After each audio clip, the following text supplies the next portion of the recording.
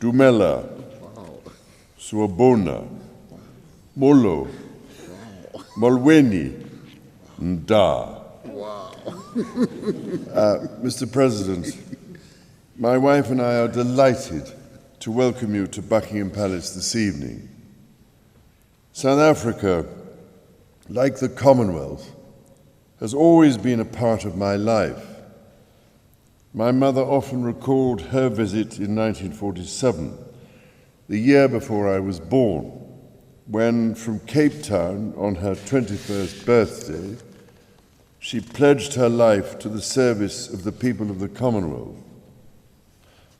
It is therefore particularly moving and special that you are our guest on this, the first state visit we have hosted. And if I may, I would like to give you our belated but very best wishes for your birthday last week.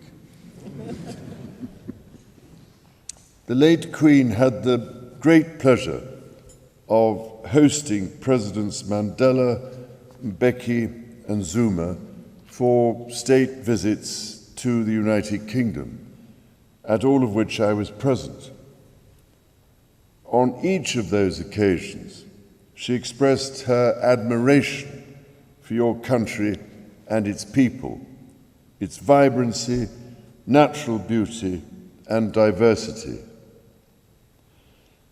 And she always talked warmly of her return to your country in 1995 as the guest of President Mandela after the momentous events driven from within South Africa and supported by so many around the world, including here in the United Kingdom, that brought democracy to your country. During one of my own visits to South Africa in 1997, President Mandela told me that he had conferred on my mother a special name, Motlalepula, meaning to come with rain. I have been reassured that this was a mark of the particular affection President Mandela felt for the Queen, rather than a remark on the British habit of taking our weather with us. I know that President Mandela was a friend and mentor to you, Mr. President, and that your own brave and skillful negotiations helped to lay the foundations of modern South Africa. The determination of people in South Africa to continue the legacy of the great men and women who have built your democracy is truly inspiring. It is our responsibility as leaders and as partners in the UN and G20, as well as the Commonwealth, to create the opportunity, prosperity, and security that will allow them to do so. This is what I know you are seeking to achieve, Mr. President, through your Adopt a School Foundation and what the United Kingdom seeks to support through our Achieving Scholarship Programme, which enables South African students to further their studies in universities across the United Kingdom.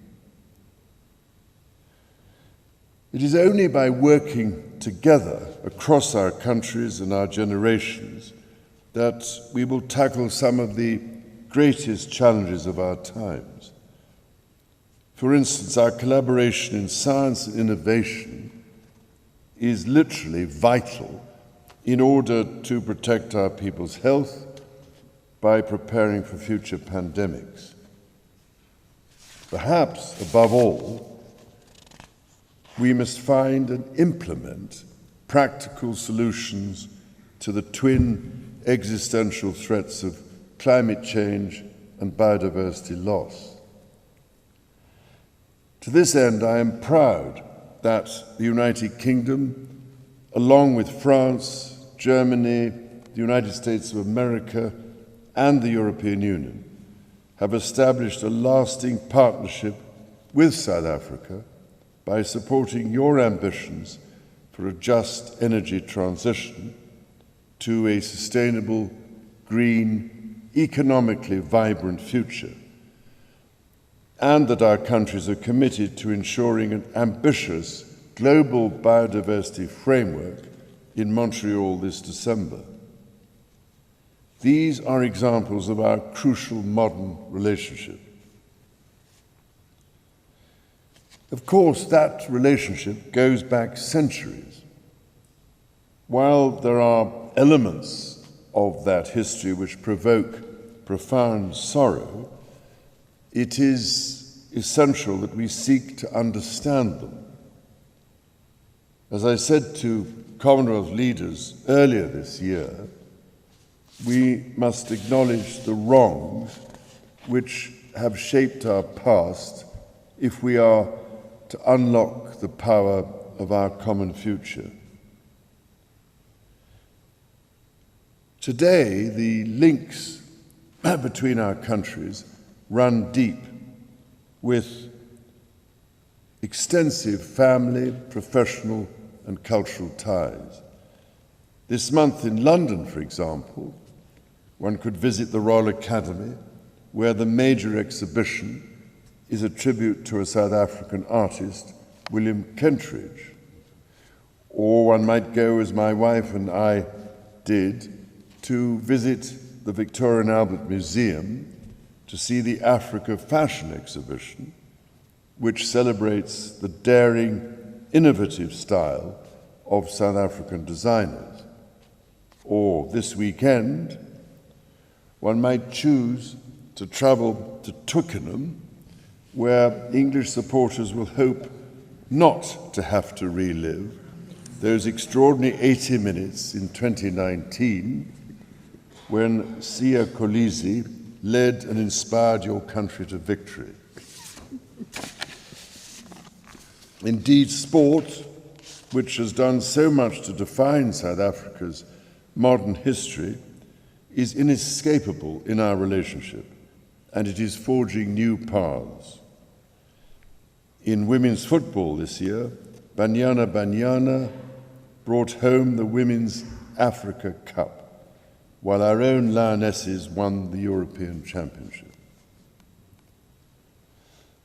Mr. President, your visit offers an opportunity for us to chart a path forward together, investing in each other's potential and facing the challenges of our world together, as partners and as friends, striving for equality, justice, and fairness for all.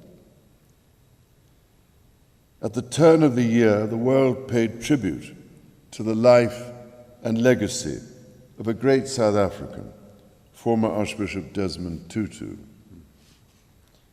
Amongst his many memorable teachings, I am often reminded of one saying in particular: "My humanity is bound up in yours, for we can only be human together." I believe that this is a vital lesson for us all and an important thread in the partnership between our countries. Ladies and gentlemen, as we commit to continuing on that journey, I invite you all to rise and drink a toast to President Ramaphosa and to the people of South Africa. Nkosi Sikelel' iAfrika.